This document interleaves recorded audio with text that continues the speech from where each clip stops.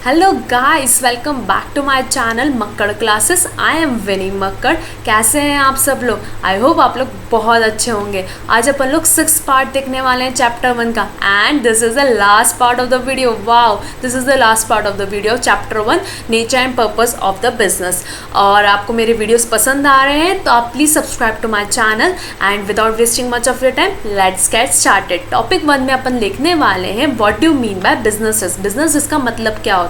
इसको देखने से पहले मैं आपको एक एग्जांपल बताती हूँ। एक एग्जांपल में ये एक अंकल है, अंकल के 2 बेटे थे। एक बेटा बोलता है मैं बिजनेस करूँगा, वाह, और दूसरा बेटा बोलता है मैं तो गवर्नमेंट जॉब करने वाला हूँ। अंकल किस में खुश हुए होंगे? अंकल सबसे ज़्यादा खुश हुए होंगे जिसका बेटे ने बोला होगा मैं गवर्नमेंट जॉब करूँगा, और अंकल ने उस खुशी में लड्डू बांटे पूरे गाँव में। क्यों? क्योंकि मतलब इसमें रिस्क अंकल को भी पता है, इस गवर्नमेंट जॉब में रिस्क कुछ भी नहीं रहेगी। बेटे की नौकरी 60 साल तक फिक्स है, उसको कोई निकाल नहीं सकता। अब उसकी सेटल हो गया है लाइफ में। पर बिजनेस में क्या है? बिजनेस में बहुत रिस्क है। पर आपको क्या लग रहा है बिजनेस में रिस्क है तो हम बिजनेस नहीं करें? ऐसा नहीं है। बिजनेस रिस्क तो देता है पर रिटर्न भी उतना ज़्यादा देता है। आप कैसे बोल सकते हो मैम रिटर्न भी ज़्यादा देता है? आप बताइए, top richest man of India, जितने भी रिचेस्ट मैन आते हैं सब में कौन आता है? एक बिजनेस टाइकून रहता है। सब में बिजनेस टाइकून है। तो बिजनेस रिस्क भी देता है तो रिटर्न भी देता है। क्या आपने कभी गवर्नमेंट जॉब वाला इंसान को देखा रिचेस्ट मैन में? नहीं देखा। रिस्क नहीं है तो ये रिच भी नहीं बने, इतने टॉप रिचेस्ट मैन में भी नहीं आए। तो बिजनेस रिस्क तो दिया पर उसने रिटर्न भी दिया। अब अपन देखते हैं what you mean by business risk. Business risk मतलब ये होता है कि आपको इनएडिक्वेट प्रॉफिट होए या आपको लॉस हो जाए। हाँ, आपने सोचा था इतना प्रॉफिट होएगा मैं बिज़नेस करूँगा, या मेरे को इतना ज़्यादा profit कमाऊँगा,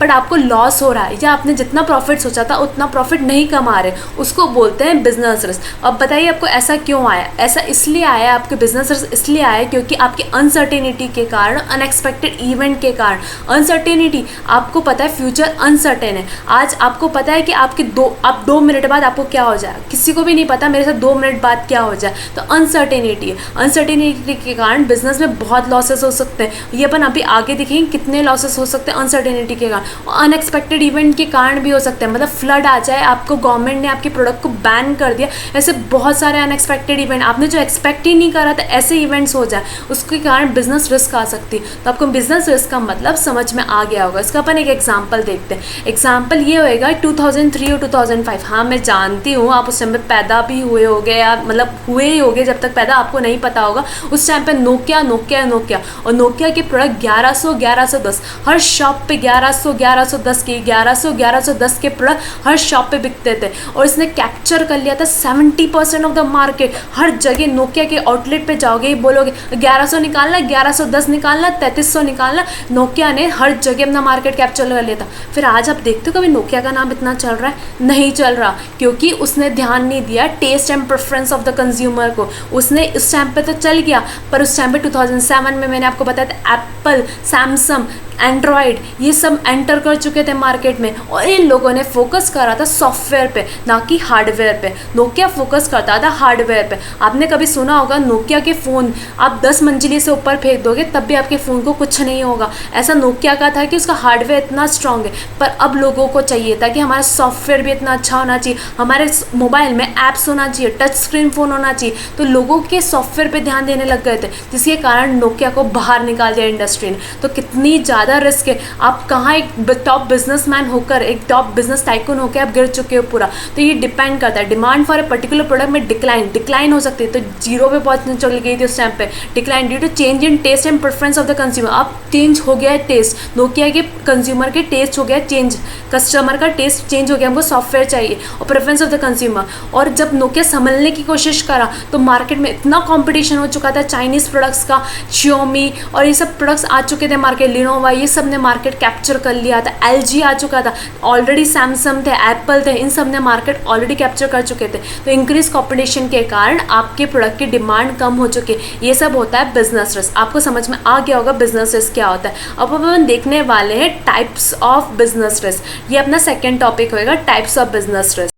It is divided into two parts. Types of risk is divided into two parts: speculative risk and pure risk. Speculative risk क्या होता है? Speculative risk मतलब ये होता है कि आपको गेन भी हो सकता है या लॉस भी हो सकता है, मतलब चांसेस ऑफ गेन भी है और लॉस भी है। ऐसा क्यों है? स्पेकुलेटिव रिस्क अराइज क्यों होता है? आपके चेंज इन मार्केट कंडीशन में हो गया, या आपके प्राइसेस में चेंज आ गया, फैशन और टेस्ट में चेंज आ गया, या आपके डिमांड में फ्लक्चुएशन हो गया, इसके कारण स्पेकुलेटिव रिस्क होती है। अगर ये आपके फेवर में है तो ये आपको गेन दिलाएगी, अगर ये आपके फेवर में नहीं है तो आपको लॉस दिलाएगी। इसको अपन और समझते हैं with the help of example. Market condition में मतलब क्लॉथ मार्केट का अपन देखते हैं एग्जांपल। क्लॉथ मार्केट में अगर मार्केट कंडीशन की दिवाली वाली है, मतलब दिवाली वाला कंडीशन है, तो डिमांड बहुत ज़्यादा होगी और डिमांड ज़्यादा तो मेरे फेवर में हो रही है तो मुझे प्रॉफिट मिलेगा। पर अगर मार्केट कंडीशन क्या है, कोविड-19 वाली, तो डिमांड क्या होगी, लेस होगी, जिसके कारण मुझे लॉस होएगा।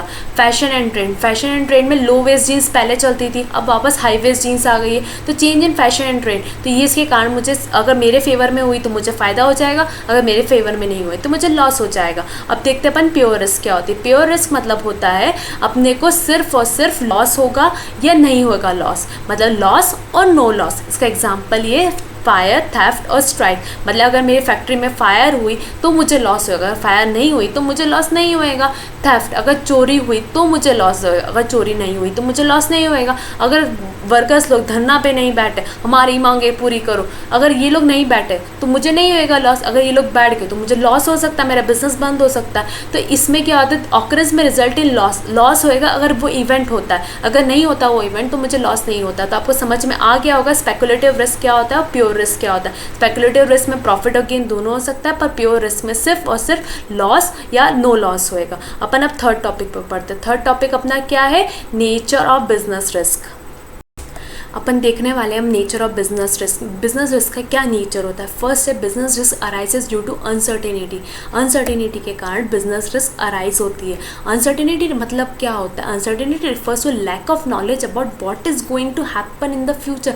किसी ने फ्यूचर नहीं देखा, सबको अनसर्टेन है फ्यूचर हमेशा अनसर्टेन रहता है, उसके कारण मुझे क्या हो रहा है, लॉस हो रहा है। इसका एग्जाम्पल अपन दे सकते हैं नेचुरल, जिसके कारण मुझे रिस्क पैदा हो रही है, नेचुरल कैलामिटी का भी एक आपके अर्थक्वेक आ गया फैक्ट्री में, आपके फ्लड आ चुका है बिजनेस में, तो आपके फ्लड आ गया आपके एरिया में, तो इसमें क्या होगा, आपको लॉसेस हो जाएगा उसके कारण। इसका एग्जांपल है oh my God picture. O my God picture में परेश रावल जी के बिजनेस को क्या होता है, लॉस होता है because of the natural calamity. Second है change in demand and prices. आपके प्राइसेस और आपकी डिमांड आपके प्रोडक्ट की बहुत गिर चुकी है, प्राइसेस बहुत ज़्यादा लो हो चुके हैं आपके प्रोडक्ट के, जिसके कारण आपको रिस्क पैदा हो रहा है। और changes in the government policies and the prices. कभी किसी ने सोचा था मैगी जैसा प्रोडक्ट कभी बैन होगा? नेस्ले कंपनी ने कभी नहीं सोचा था कि कभी ज़िंदगी में मैगी जैसा प्रोडक्ट बैन हो सकता है। तो इसके कारण क्या, कभी कल गवर्नमेंट ने उठा के बोले आपका प्रोडक्ट बैन हो रहा है, कल से आप ये प्रोडक्ट नहीं बेच सकते, इसके कारण आपको क्या हो रहा है, रिस्क पैदा हो रहा है। और इंप्रूवमेंट इन द टेक्नोलॉजी, जैसे नोकिया सिम्बेन पे रहा था, फिर iOS आ चुका था और एंड्रॉयड जैसे मार्केट में चेंजेस हो चुका था टेक्नोलॉजी में, और नोकिया चेंजेस नहीं करा अपने आप को, जिसके कारण बिजनेस को क्या हो गया, रिस्क हो गया। अपन अब देखते हैं नेक्स्ट क्या है। Risk is essential part of every business. ऐसा कोई भी बिजनेस नहीं है जिसमें रिस्क ना हो। ऐसा आप रिस्क को कम कर सकते हो पर रिस्क को कभी ख़त्म नहीं कर सकते हो। आपकी बुक में ये भी दे रखा है कि आप रिस्क को कैसे कम कर सकते हो। आप इंश्योरेंस करवा लीजिए, आप फायर एक्सटिंग्विशर्स रख दीजिए आपके प्रेमाइसेस में, ताकि आपका रिस्क फायर की कम हो जाए। आप सिक्योरिटी गार्ड्स रख लीजिए अपने, तो आपकी थेफ्ट नहीं हुए। इसे आप रिस्क को कम कर सकते हो पर रिस्क को कभी एलिमिनेट नहीं कर सकते हो। अब बिजनेस कर रहे हैं, आपके दिमाग में होना चाहिए कि हमेशा रिस्क होगी। आपको पता है रिस्क मैनेजर अपॉइंट किए जाते हैं बैंक में बहुत रिस्क होती है, उसकी जगह रिस्क मैनेजर अपॉइंट किए जाते हैं। रिस्क मैनेजर का आ गया फ्यूचर में, 12th के बाद आप फ्यूचर में रिस्क मैनेजर की पोस्ट की तैयारी कर सकते हो। अगर आप काउंसलिंग चाहिए तो आप मुझे बोल दीजिएगा, मैं आपको एक अलग से वीडियो बना दूंगी। आप कमेंट सेक्शन में आप बोल दीजिएगा कि मैम आप एक वीडियो बना दीजिए आगे 12th के बाद क्या कर सकते हैं, तो मैं पक्का बना दूंगी। तो रिस्क आप मिनिमाइज कर सकते हो पर ख़त्म नहीं कर सकते हो। थर्ड क्या है? थर्ड है degree of risk depend mainly upon the nature and the size of the business. आपका क्या है नेचर बिजनेस का और आपका साइज क्या है बिजनेस पे, उस पर डिपेंड करता है रिस्क। अब नेचर क्या है? नेचर मतलब क्या होता है? Type of goods and services of produce are sold. आप कैसे प्रोडक्ट को सोल्ड कर रहे हो और प्रोड्यूस कर रहे हो। जैसे आप एक फैशन इंडस्ट्री में हो, उसमें सबसे ज़्यादा रिस्क है। आज डिमांड कभी कुछ भी फैशन दिन ब दिन चेंज होता रहता है, कभी कुछ भी चेंज हो जाएगा, low waist jeans, high waist jeans, ये सब डिमांड, हमेशा फैशन चेंज होता रहता है फैशन, जिसके कारण आपको रिस्क हो सकती है। जैसे आप एक और एग्जांपल, टेक्नोलॉजी में भी बहुत ज़्यादा रिस्क होती है। पहले ऐसे टीवी चलते थे, अब एलईडी टीवी आ चुकी है, तो इसके क्या हुआ, आपके नेचर ऐसा है जिसमें बहुत ज़्यादा चेंजेस होते हैं टेक्नोलॉजीज़ में, तो ये रिस्क पैदा करता है।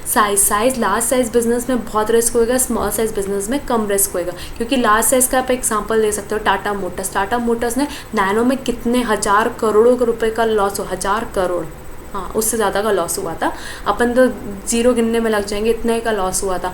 तो इन्होंने इन्वेस्टमेंट ज़्यादा करा था, लॉसेस भी उतना ज़्यादा हुआ। अगर ये नैनो चल जाता तो प्रॉफिट भी उतना डबल होता। तो जितना बड़ा बिजनेस कर रहे हो उतनी ज़्यादा आपको लॉसेस हो सकता है। और अगर आप छोटा बिजनेस कर रहे हो, आपने टॉय शॉप खोली, टॉय शॉप बंद भी हो जाएगी तो कितना लॉस होएगा, ज़्यादा लॉस नहीं होएगा।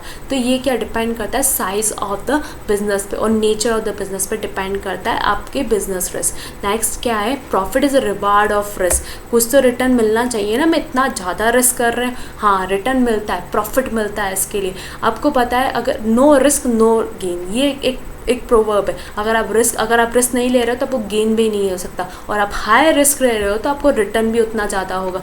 आपको बता दो, स्टार्टअप में सबसे ज़्यादा रिस्क होती है, पर अगर वो स्टार्टअप चल जाता है तो बहुत फ़ायदा होता है। इसका एग्जांपल है ओयो रूम्स में जिसने इन्वेस्ट करा था, जिस इन्वेस्टर्स ने इन्वेस्ट करा था, आज उनके पास उनकी वैल्यू कितनी होगी शेयर्स की, बहुत बढ़ चुकी है। ओला में ये सब क्या था, स्टार्टअप्स में बहुत रिस्क है, पर अगर ये चल गए तो बहुत ज़्यादा रिटर्न देंगे, पर अगर ये फेल हो गए तो आपका पूरा का पूरा पैसा डूब जाएगा। तो जितना ज़्यादा आप रिस्क लेने की कैपेसिटी, तो उतना ज़्यादा आपको रिवॉर्ड मिलेगा। अगर रिस्क नहीं लेते हो तो profit is a reward of risk, आप रिस्क ले रहे हो तो आपको प्रॉफिट मिलेगा। अगर प्रॉफिट कमाना चाहते हो तो रिस्क लो, तो ये अपने ख़त्म होते हैं नेचर ऑफ द बिजनेस। इसको याद करने के लिए मेमोरी टेक्निक है। यूपी में अगर आपको रहना है तो एसेंशियल है कि आपका नेचर बहुत अच्छा होना चाहिए। U for uncertainty, P for profit, essential risk is essential part of every business and degree of risk depend upon the nature and the size of the business. U for अपने uncertainty करा, P for profit. I think so आपको इतना समझ में आ गया होगा। अपना last topic है causes of business risk. Causes of businesses, क्या क्या कारण के कारण बिजनेस रिस्क आ सकते हैं। नेचुरल कॉजेस जिस पे आपका कुछ भी कंट्रोल नहीं होता, जैसे flood, earthquake, lightning, heavy rains, famine, etc. Are example of natural causes. आपके बिजनेस पे फ्लड आ गया है या आपका अर्थक्वेक आ गया है, ओ माय गॉड इसका एग्जांपल है। आपके फ्लड आ चुका है, अर्थक्वेक आ गया, तो आपके बिजनेस को लॉसेस हो गया, इस पर आपका कोई कंट्रोल नहीं, इसको बोलते हैं नेचुरल कॉजेस। नेक्स्ट क्या है, नेक्स्ट है अपना ह्यूमन कॉजेस। ह्यूमन के कारण जो भी लॉस हो रहा है उसको बोलते हैं ह्यूमन कॉजेस। डिसऑनेस्टी, आपके फैक्ट्री में काम करने वाला वर्कर कॉम्पिटिटर से मिला हुआ था, वो सारी इन्फॉर्मेशन, जो भी मैं नया प्रोडक्ट बनाने वाली हूँ उसकी सारी इन्फॉर्मेशन ऑलरेडी कॉम्पिटिटर्स को दे देता था। मेरी थाली में खा के मेरी थाली में छेद करने का काम करता था, वो बोलते डिसऑनेस्टी एम्प्लॉयज़ रहते थे। ये careless and negligence of employees, careless के कारण उनको कुछ लॉस हो गया, इसके कारण मेरे बिजनेस को लॉस हो गया। Stoppage of work due to power failure, मैंने जनरेटर्स नहीं रखे थे जिसके कारण पावर फेलियर के कारण मेरा बिजनेस पूरा बंद हो गया, उसके कारण क्या हुआ, मुझे लॉस हो गया। तो ह्यूमन कॉजेस है। स्ट्राइक, वर्कर्स लोग धरने में बैठ गए, हमारी मांगे पूरी करो करो करो करो, तो ये क्या था, स्ट्राइक पे बैठ गए। रॉयट्स हो गए, आपके दंगे बाजाज हो गए आपकी सिटी में। और मैनेजमेंट मैनेजमेंट इतना इनएफिशिएंट है, मेरे बिजनेस को मैनेज ही नहीं कर पा, ये क्या हुआ, ह्यूमन कॉजेस हुए। अपन अब देखते हैं इकोनॉमिक कॉजेस क्या होते हैं। आपको नहीं पता आपके प्रोडक्ट की कितनी डिमांड होगी, कंपटीशन दिन पर दिन इंक्रीज होते जा रहा है। आपने एक दुकान खोली, सामने वाले ने एक आपके बराबर की शॉप खोली, से बड़ी दुकान खोल दी, तो क्या कंपटीशन हो रहा है। आपने कोई नया प्रोडक्ट लॉन्च कर, कॉम्पिटिटर ने सेम प्रोडक्ट लॉन्च कर दिया कम सस्ते प्राइस पे, तो इकोनॉमिक लॉस में आएगा। प्राइसेस में चेंज हो रहा है, सस्ते मिलने लग गए, आपने जो प्रोडक्ट बनाया सस्ता मिलने लग गया। आपके टैक्सेस में चेंजेस आ गया, गवर्नमेंट ने टैक्सेस में चेंजेस कर दिया, बहुत बढ़ा दिया टैक्सेस में, और हायर टैक्सेस कर दिया। और ये सब के कारण कि आपको इकोनॉमिक लॉसेस हो रहे हैं, इकोनॉमिक रिस्क अराइजेस हो रही है। और इसमें आपको और इंटरेस्ट रेट आपने जिससे लैंडर से लोन दिया तो उसने अपने इंटरेस्ट रेट बढ़ा दिया, बैंक ने इंटरेस्ट रेट बढ़ा दिए, जिसके कारण आपको क्या हुआ, लॉसेस हो गया।